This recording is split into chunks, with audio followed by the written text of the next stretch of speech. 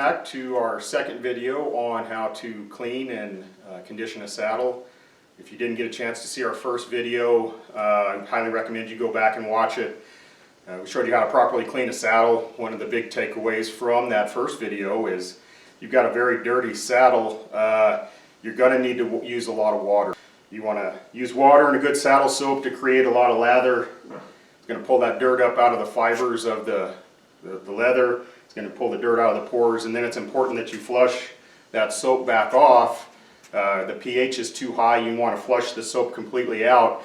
But what we've done in the process of cleaning that saddle is it's lost some of its natural oils, just like our skin does whenever you take a shower. So after this, you've allowed this saddle to dry, you want to come back and replace some of those oils. This saddle here, it's sat almost 24 hours. It's a little bit cool to the touch, so I know that there's a little bit of moisture left in the leather, and that's good. I want a little bit of moisture left in there because it helps pull that oil deeper down into the leather fibers. Oil repels water. That water that's in there is still going to eventually evaporate out. The next thing you want to do is check your leather. This saddle, if you saw the first video, if you saw before we started, it was dirtier than hell. But the leather in and of itself is pretty pliable. It's in pretty good shape. If not for wanting to show you how to oil a saddle, I may not even oil this saddle. It's important that you do oil your tack and your saddles. But if the leather's in good shape, you can get away without it. I do stress don't over oil. A lot of people that like to oil, they over oil, and you're actually hurting the leather by over oiling your leather. And the other thing I see a lot is people oil dirty leather. If you take nothing else from this video away, do not oil dirty leather. Do not put leather dressing on dirty leather. When you do that, you're taking the dirt that's in this saddle, especially if it's got tooling or basket stamping on it, and that leather, that oil and that dirt turns that into a gunky goo that over time, once it's out in the sun one out, it'll cake in and you'll never get it clean. So never ever oil a dirty saddle. I saw a video on YouTube where a guy's showing you how to oil. He's oiling a dirty saddle. I about died. So before I oil a saddle, this saddle I'm not going to, like I say, I'm only going to put a very light coat on. But generally what I'll do is I'll heat up my oil. This is an oil that we carry here. It's a all natural leather conditioning oil. I used to use neat's foot oil, pure neat's foot oil, but it's a little thick. So when we came up with our own recipe, this does have pure neat's foot oil in it, but it also has some plant-based oils, and it also has some essential oils that have properties that will resist mold and mildew. But what I'll do is I'll take a pan and I'll put hot tap water, as hot as I can get my tap water out of my sink. I'll fill it about 2/3 of the way full. I'll put this bottle in there for about 5 to 10 minutes, and that heats that oil up just enough that it will penetrate a little better into your oil, or into your leather, excuse me. I generally use a piece of sheepskin to apply oil. As a saddle maker, I've got bags of this stuff laying around. If you don't, a cloth, you know, your dryer's known for eating one of your socks and it leaves you with one. Don't throw it away. Put it in a Ziploc bag, put it out in your tack room. This works great for applying oil and leather dressings. So the method that I use when I'm applying oil is kind of similar to how I clean a saddle. I start at the top and I work myself down. I'll start at the horn. Now this saddle's in my shop for repair. One of the repairs is it needs a new horn. But I'd start here. I'd then do the swells, the seat, back of the kennel, rear jockeys, around the skirts. Pay special attention to, this is what they call a seat rig saddle, but it's similar to a flat plate rig saddle. You're going to want to give a lot of attention to anything that's touching the horse. So down there, not only did I clean it well, I'm going to oil it well, I'm going to put a lot of good leather dressing under there. I'm going to do my fenders. I'm going to pull my stirrup leathers out, kind of like I did in the cleaning video. I'm going to get that good and oiled. Again, that part doesn't see a lot of care because it's hidden up in there. Get my stirrup leathers good. I don't oil latigo. I see people oil latigo. For those of you who don't know what latigo leather is a special type of leather that's tanned differently than veg tan leather. It goes through a chromium tan process, then a veg tan process, made to be It's stuffed with a lot of waxes and oils.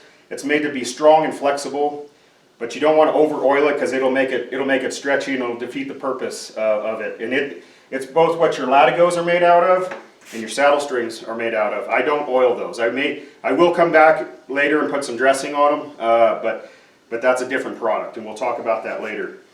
But once I've got everything oiled, I will let this saddle sit for probably about 2 hours. I want that oil to penetrate down in there, and then I'm going to come back and put a leather dressing on. Some people put a leather dressing, then their oil.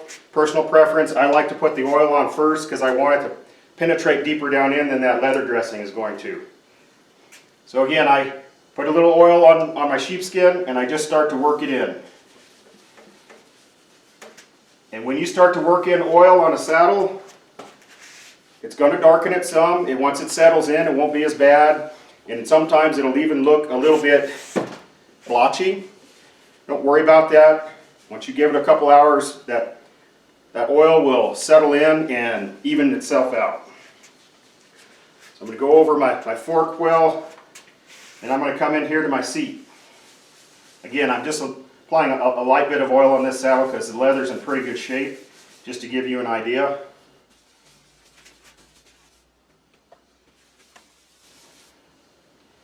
And this seat was a rough out, or it is a rough out. It's been worn quite a bit, so it looks like a smooth out now. And it doesn't matter if it's rough out or smooth out leather. I'm going to oil it the same way. I'm just going to put a light coat. Now, if this saddle had been sitting for a long time and it was dried out, I might come back with a second coat. You're better to put a couple of light coats on than one heavy coat.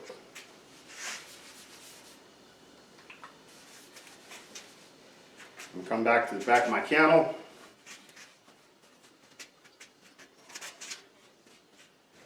I'm going to start on my skirts. This saddle's a little bit different. Its skirts and its rear jockeys are kind of all one and the same. If you had rear jockeys on this, I would do the rear jockeys. I would try and lift it up and I'd get that oil in underneath those jockeys and on those skirts. Okay, now I've got all of the top part of the saddle oiled. My fork, my seat, my jockeys, my skirts. Make sure you get in good under the gullet here. One of the last things I'm going to do is my fenders, and again, and my stirrup leathers. And like we talked about, I'm going to be pulling this stirrup leather out so I can get some oil on it. In fact, I'll go ahead and do that first.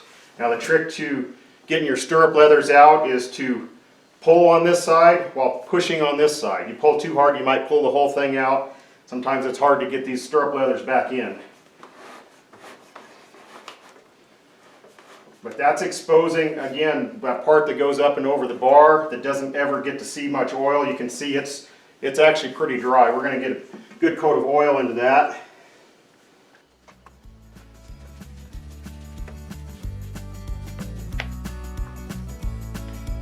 On both sides.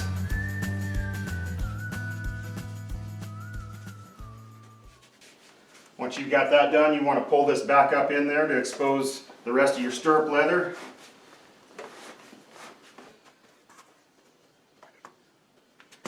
We'll get some good oil in there. This is another spot that when we put our leather dressing on here in our next step, we're going to get these areas pretty good. They see a lot of sweat, and the salts from the sweat really tend to dry out the leather. We're going to go ahead and get our fenders good.